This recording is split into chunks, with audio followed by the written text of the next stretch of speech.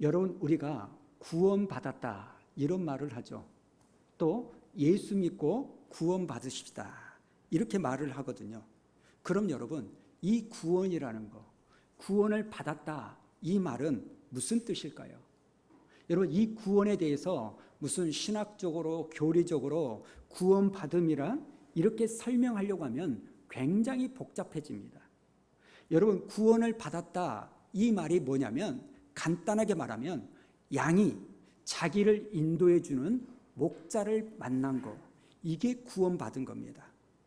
여러분, 성경은 우리를 향하여 뭐라고 말합니까? 하나님의 어린 양 이렇게 말합니다. 그런데 그 양에게 어느 날 목자가 생긴 겁니다. 그리고 그 목자가 그 양을 인도하는 거예요. 그러면 그 양은 구원을 받은 겁니다. 전에는 우리에게 목자가 없었어요. 그렇기 때문에 옳고 그름의 판단의 기준은 납니다. 내가예요. 그래서 모든 것을 내 위주로 판단하고 그냥 내 삶의 목자가 내가 되는 겁니다. 사사기 17장을 보니까 이런 말씀이 있죠. 그때에는 이스라엘에 왕이 없었으므로. 여러분, 뭐가 없었다는 거예요? 왕이 없다는 겁니다. 목자가 없다는 거예요. 그러다 보니까 어떻게 됩니까? 자기 소견에 옳은 대로 산다라는 겁니다. 여러분, 옳고 그름의 판단의 기준이 이게 윤리적이냐 도덕적이냐 이게 아니라 그냥 내가 기준인 거예요. 내가 끌리는 대로 사는 겁니다. 그래서 우리는 다 양 같아서 각기 제 길로 갔습니다. 마이웨이, 내 방식대로 내 스타일대로 살아가는 겁니다. 그런데 문제는 뭐냐면 내 방식대로 살아가는 그 길의 끝은 생명이 없는 겁니다. 사망이 있는 겁니다. 그래서 구원이라는 게 뭐냐? 마이웨이로 살았던 내 인생에 이제는 목자가 생겨서 그 목자의 인도하심을 따라 살아가는 삶, 이게 구원받은 삶이라는 겁니다. 그래서 이제 내가 목자의 보호를 받고 목자의 인도함을 받는 그런 인생이 되었다면 저와 여러분은요, 구원받은 사람이라고 말할 수 있다는 겁니다. 여러분, 우리가 오해하지 말아야 될 게 뭐냐면 단지 내가 죽어서야만이 가는 천국 가는 것이 구원이 아니라는 거예요. 물론 천국 가는 것은 결과론적이지만 여러분, 나의 삶 가운데 하나님이 나의 목자가 되시고 하나님이 나를 인도해 주시는 그런 삶을 사는 것이 구원받은 삶인 줄로 믿습니다. 그리고 여러분, 그런 하나님의 인도하심을 받는 삶은요, 막연하지가 않습니다. 여러분, 저와 여러분을 인도하시는 하나님의 인도하심은 굉장히 구체적이고 굉장히 디테일합니다. 그런데 문제가 뭐냐면 이 하나님의 인도하심이 굉장히 모호할 때가 있는 거예요. 이게 하나님의 인도하심인 것 같기도 하고 아닌 것 같기도 하고 모호하게 느껴질 때가 있어요. 왜 모호한지 아십니까? 그것은요, 내가 하나님의 인도하심을 모호하게 구했기 때문에 그 인도하심이 모호하게 느껴지는 거예요. 어떤 문제가 생겼을 때 하나님이 나를 인도해 주시면 좋고 아니면 말고 이렇게 막연하게 구하는 겁니다. 내 삶에 어떤 문제가 있고 내가 뭔가를 결정해야 되고 내가 뭔가를 나아가야 될 때 하나님, 나의 삶을 인도해 주십시오. 구체적으로 구하고 하나님, 이렇게 되기를 원합니다. 만남의 축복을 허락하여 주시고 물질의 문을 열어주시며 내 삶의 모든 부분 하나님 인도해 주십시오라고 간절하게 구하지 않고 그저 하나님이 내가 이런 문제를 겪고 있는데 좀 간섭해 주면 좋겠다, 그런 정도로만 생각을 하면 하나님의 인도하심이요 굉장히 모호하게 느껴질 때가 있다는 겁니다. 사랑하는 성도 여러분, 여러분은 하나님을 믿으십니까? 저와 여러분의 걸음걸음을, 우리의 삶을 하나님이 주관하시고 하나님이 인도하시고 하나님이 이끄심을, 하나님이 정말 저와 여러분의 목자이심을 믿으시냐는 거예요. 시편 37편에 보면 이런 말씀이 나오는데요, 여기에 나오는 사람이라는 이 단어에 여러분의 이름을 넣어서 한번 읽어보겠습니다. 시작. 여호와께서 홍수의 걸음을 정하시고 그의 길을 기뻐하시나니. 다시 한번 읽어봅니다. 시작. 여호와께서 홍수의 걸음을 정하시고 그의 길을 기뻐하시나니. 자, 하나님께서 누구의 길을 정하신다고요? 여러분의 길을 정하신다는 거예요. 오늘 내가 어디를 갈 것인가 정하시고 하나님이 그것을 인도해 주시는 거예요. 여러분, 오늘 주일입니다. 여러분이 이 주일 예배에 우연히 온 것이 아니라는 거예요. 오늘 예배 가운데 하나님께서 여러분에게 주실 어떤 은혜가 있기 때문에, 오늘 이 예배를 통해서 여러분이 들어야 될 어떤 음성이 있기 때문에, 또 교회에서 해야 될 여러분의 사역이 있기 때문에, 또 이 교회 안에서 여러분이 만나야 될 사람이 있기 때문에 하나님은 여러분의 걸음을 정하시고 여러분을 이리로 인도하시는 것을 여러분은 믿으십니까? 잠언 16장에 보면 사람이 마음으로 자기의 길을 계획할지라도 내가 내 마음으로 내 계획을 세웁니다. 그런데 그 계획을 세우지만 어떻게 해요? 그의 걸음을 인도하시는 이는 나다? 아니죠. 여호와시라는 거예요. 요한복음 6장 44절도요. 우리 한번 읽어볼까요? 시작. 나를 보내신 아버지께서 이끌지 아니하시면 아무도 내게 올 수 없으니. 그러니까 여러분이 오늘 우연히 하나님 앞에 예배드리러 나오신 게 아니라는 거예요. 하나님께서 저와 여러분을 이곳으로 인도하셨다는 거예요. 물론 좀 짜증나는 마음이 있고 억지스러운 마음이 있다 할지라도 그것조차도 하나님이 저와 여러분을 이곳으로 인도하신 줄로 믿습니다. 우리는 지난 시간에 야곱이 베델에서 하나님을 만난 그 사건을 나누었습니다. 그때 하나님이 야곱에게 주신 4가지 약속이 있죠. 첫 번째가 뭡니까? 내가 너와 함께하겠다. 두 번째, 내가 너를 이끌어 주겠다. 세 번째, 내가 너를 지키며, 네 번째, 다시 돌아올 때까지 내가 너를 절대로 떠나지 않겠다. 이런 약속을 하십니다. 여러분, 이 약속은요, 야곱에게만 주신 약속이 아니라 아브라함의 믿음 안에서 야곱의 후예로 살고 있는 믿음의 자녀인 저와 여러분에게도 하나님께서 주신 동일한 약속인 줄로 믿으시기 바랍니다. 이것이 여러분에게 주신 약속이에요. 우리 주변에 보면 잠깐 길을 잃으신 분들을 볼 수 있습니다. 신앙생활 하다가 중간에 신천지로 간다든지, 아니면 다른 종교로 간다든지, 아니면 아예 신앙생활을 안 하는 분들이 있습니다. 길을 잃은 거예요. 그러나 여러분, 이것은 참으로 안타까운 일이고 분명히 저와 여러분의 마음을 아프게 하는 일입니다. 그러나 너무 염려하지 말아야 될 것은 하나님이 한번 택하신 자는 반드시 하나님이 선한 길로 인도해 주신다는 거예요. 끄집어 내신다는 겁니다. 여러분, 요한복음 10장 29절에 보니까 이런 말씀이 있죠. 그들을 주신 내 아버지는 만물보다 크심에 아무도 아버지 손에서 빼앗을 수 없느니라. 여러분, 하나님은 누구보다 크시다는 거예요? 만물, 신천지보다 큽니다. 마귀보다 큽니다.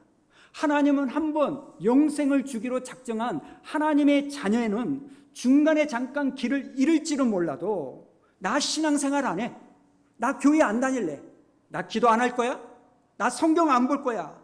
여러분, 그럴지라도 하나님은 반드시 그의 자녀들을 인도해 내신다는 겁니다.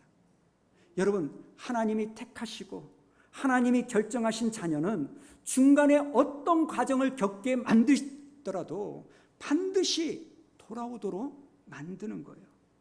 아무도 아버지의 손에서 빼앗을 수 없느니라.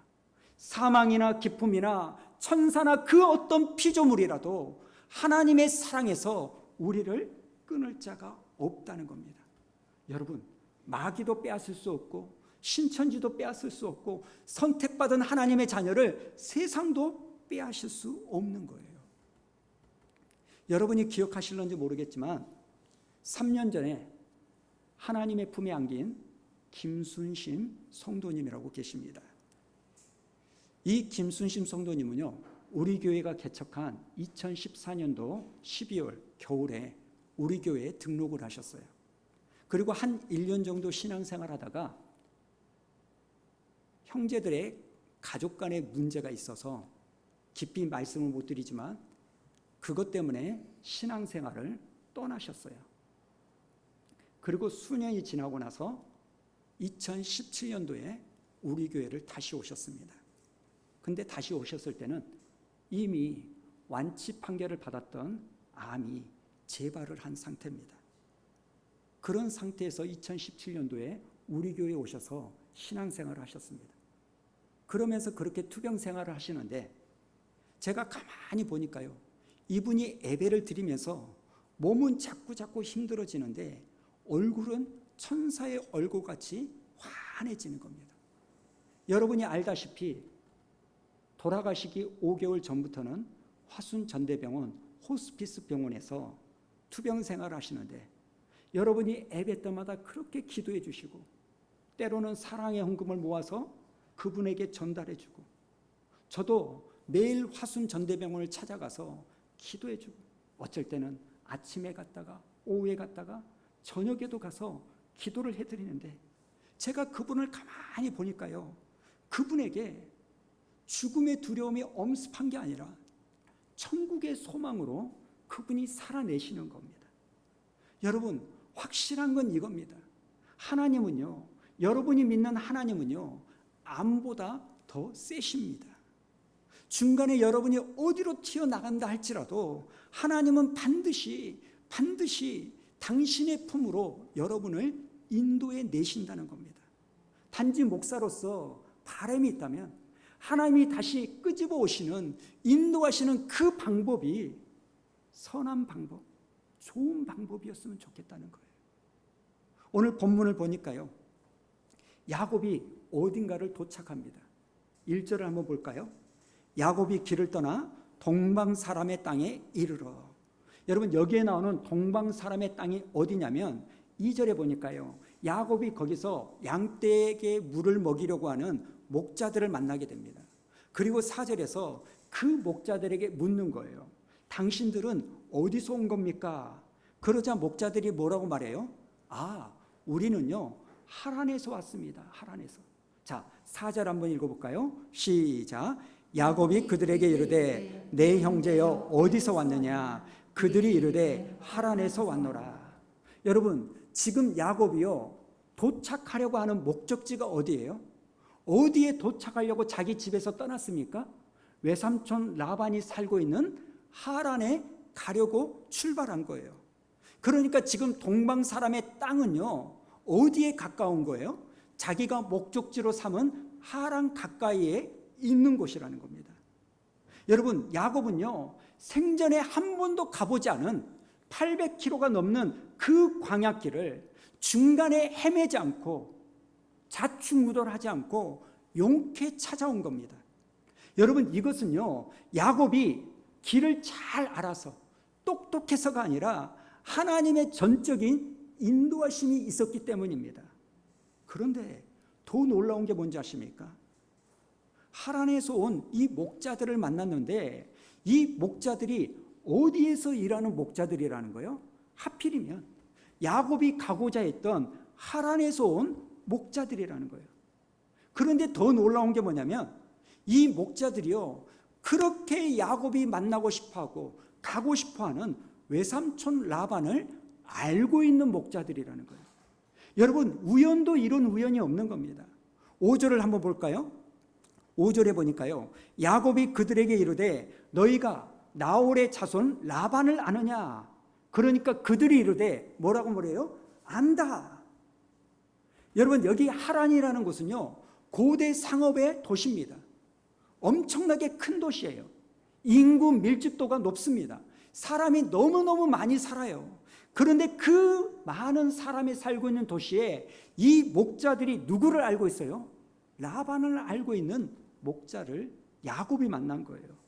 그러면 이 목자들이 라반이라고 하는 이름만 알고 있는가? 아니라는 거죠. 그 다음에 보니까 라반의 딸을 안다는 거예요. 그리고 그 딸의 이름이 뭔지도 아는 겁니다. 6절을 보십시오. 야곱이 그들에게 이르되 그가 평안하냐? 이르되 평안하니라. 그 다음에 그 딸 라헬이 지금 양을 몰고 오느니라. 여러분, 우연도 이런 우연이 없는 거예요. 여기 라헬이 누굽니까? 야곱에게 있어서 운명의 여자 아닙니까? 외삼촌 라반에게 이 라헬을 아내로 맞이하게 하여 무려 20년의 세월을 갖다 바친 원인이 라헬이에요. 야곱이 이 라헬을 딱 보고 한눈에 반해버린 사람이 라헬이에요.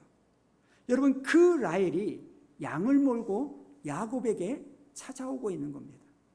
여러분, 이게 그냥 우연일까요? 어쩌다 보니까, 되려고 하다 보니까 이렇게 된 걸까요? 야곱이 그냥 걸어갔는데 동방 사람의 우물가에 도착을 했고, 그 우물가에 있는데 마침 하란에서 목양을 하던 목자들을 만나고, 이 목자들을 만났는데 외삼촌 라반을 알게 되고, 그리고 좀 있다 보니까 외삼촌 라반의 딸 라헬을 만나게 되는 거. 여러분, 이런 일련의 사건들이 우연일까요? 동방 사람의 땅에 온 것도, 목자를 만난 것도, 또 목자들이 외삼촌 라반을 아는 것도, 라헬을 만나는 것도, 여러분, 이것은 우연이 아니라 하나님의 전적인 인도하심이었다는 겁니다. 여러분, 여기서 조금 더 나아가서요, 이 목자들이 우물을 찾아온 시간을 좀 보려고 합니다. 목자들이 우물에 언제 왔는가? 보통 여러분, 목자들이요, 양떼를 몰고 와서 물을 먹일 시간은요, 해가 지기 일몰 전, 하루의 시간을 다 마치고 잠자기 전에 우물가에 찾아와서 양떼에 물을 먹인다는 겁니다. 그런데 7절에 보니까 야곱이 뭐라고 말합니까? 7절을 보십시오. 야곱이 이르되 해가 아직 높은즉. 여러분, 이 말이 뭔 말이에요? 아직 해가 질 때가 멀었다는 거예요. 그런데 무슨 사정이 있는지는 모르지만 오늘따라 해가 중천에 있음에도 불구하고 이 목자들이요, 양떼들에게 물을 먹이려고 우물가에 찾아오는 겁니다. 여러분, 이런 것들은 그냥 우연히 일어난 일이 아니라는 겁니다. 지금 하나님께서 야곱을 인도하고 계시는 거예요. 동방 사람의 땅에 오게 하시고 목자들을 만나게 하시고 그 목자들이 라반을 알고 있는 것도, 여러분, 이것이 전부 다 우연처럼 보이지만 우연을 가장한 필연적 만남이라는 겁니다. 이것이 계속해서 이어지고 있는 거예요. 여러분, 이런 우연처럼 보여지는 필연이 어떻게 가능할까요? 이유는 딱 하나예요. 창세기 28장에서 하나님께서 야곱에게 약속해 주셨던 4가지 약속 중에 하나, 내가 너를 인도할 거다, 내가 너를 이끌 거다, 이 약속을 해 주셨기 때문에 그 야곱의 인생은 하나님의 인도하심을 받고 사는 겁니다. 여러분, 하나님이 여러분을 인도하실 때 하나님은 이렇게 인도하실 수 있는 거예요. 굉장히 섬세하게, 구체적으로, 디테일하게 하나님은 저와 여러분을 인도해 주신다는 것을 믿으시기 바랍니다.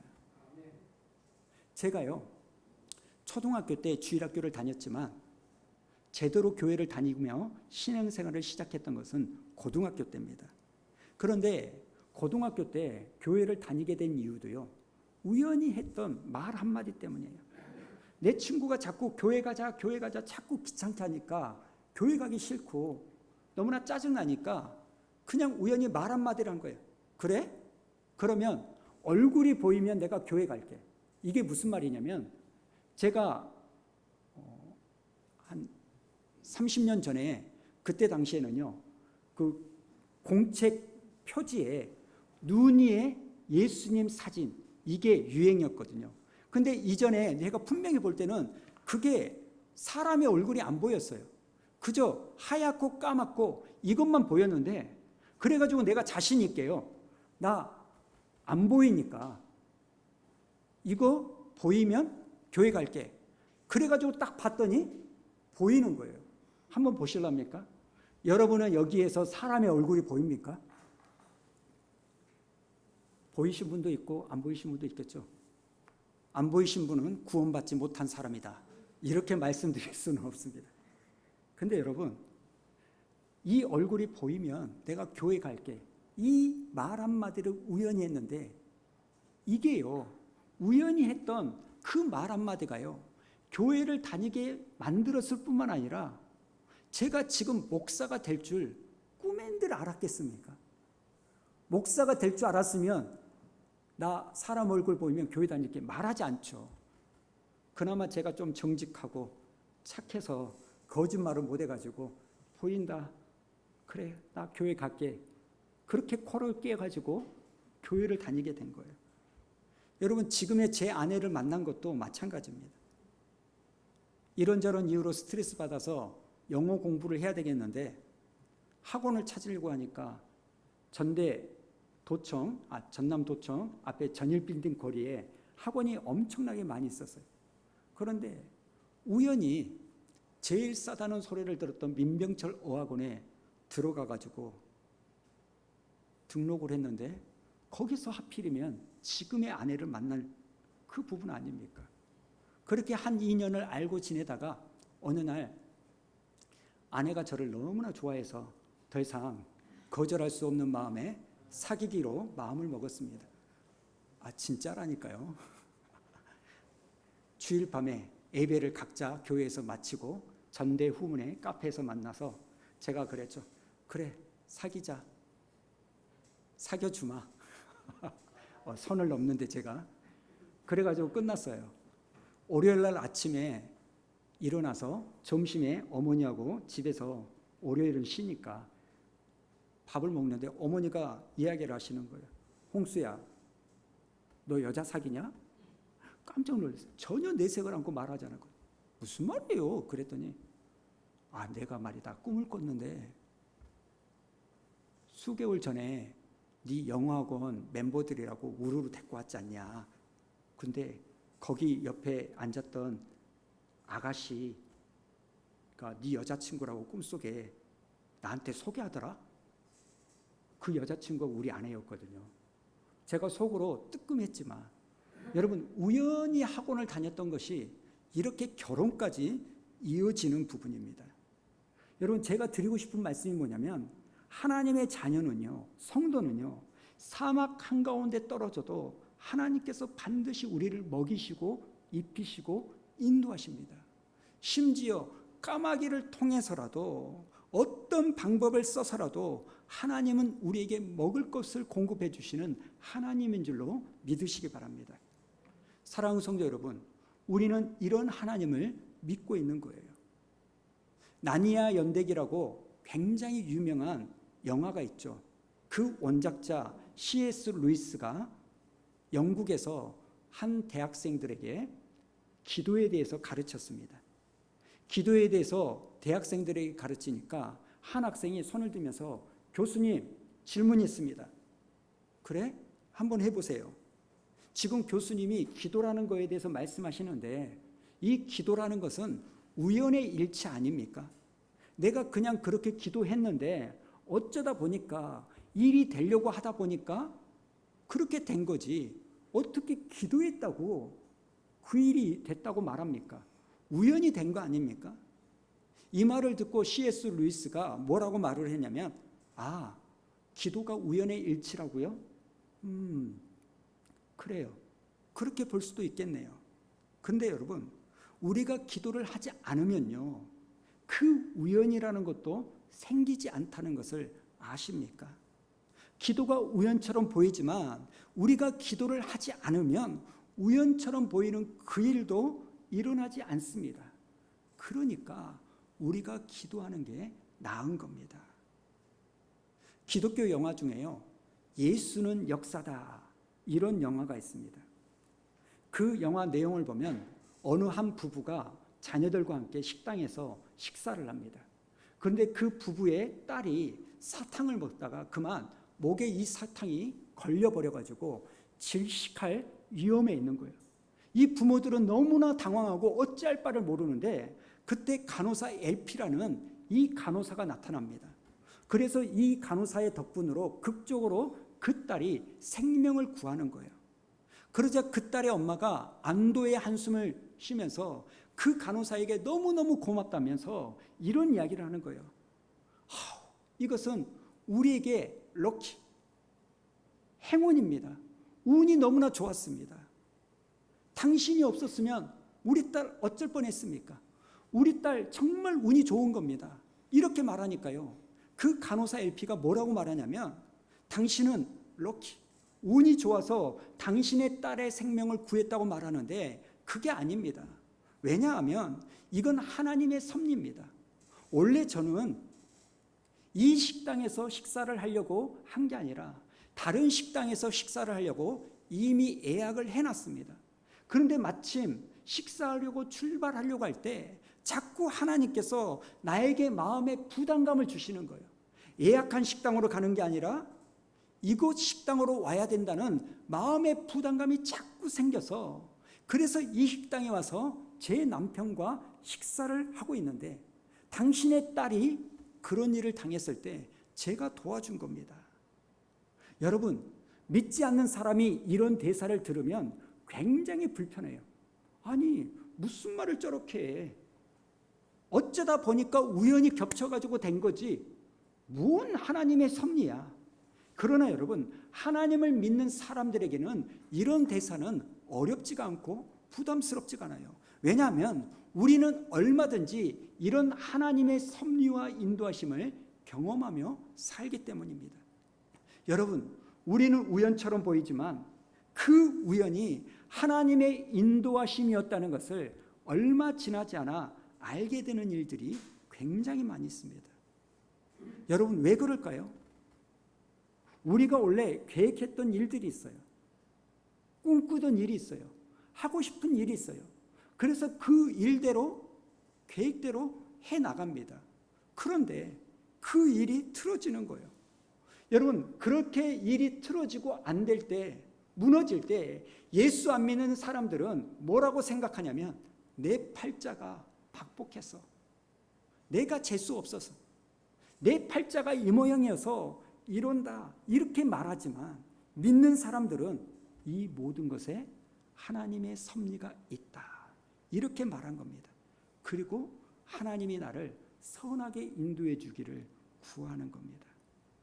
사랑하는 성도 여러분, 하나님이 여러분을 인도하시고 브엘세바와에서부터 하란까지 하나님께서 나를 반드시 인도하고 주장하고 이끄신다는 이 믿음이 있다면 저와 여러분의 생활은 상당 부분 가벼워질 거예요. 하나님이 나를 지금 인도하고 있다는 이 확신이 있다면 여러분의 근심과 스트레스는 엄청나게 줄어들 겁니다. 왜냐하면 하나님이 나를 보호하시고 지키시고 인도하신다는 확신이 있기 때문입니다. 사랑하는 성도 여러분, 잊지 마시기 바랍니다.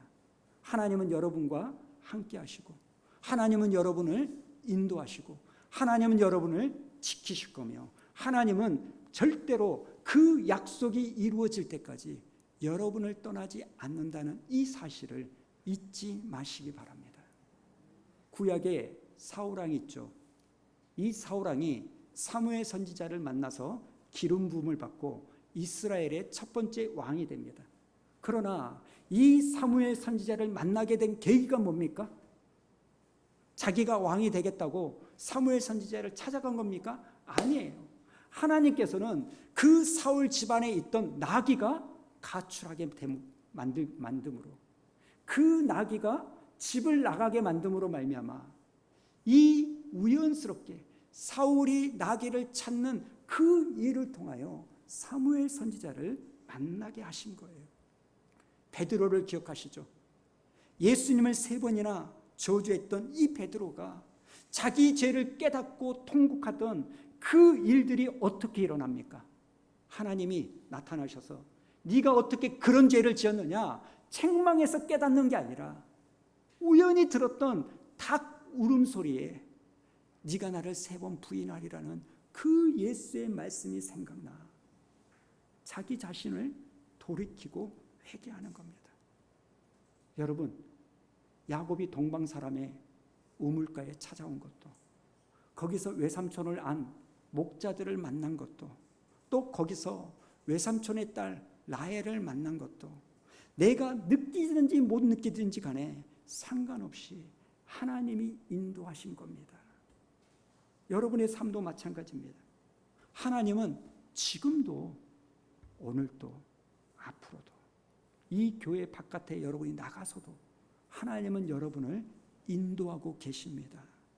지금은 모르지만 나중에 돌아보면 우연처럼 보이는 모든 것이 하나님의 섭리 안에서 필연적 만남들로 여러분을 인도하실 겁니다. 사랑하는 성도 여러분, 이렇게 여러분을 인도해 주시는 하나님을 신뢰하시고 이번 한 주간도 하나님 안에서 승리하는 삶을 살기를 축원합니다.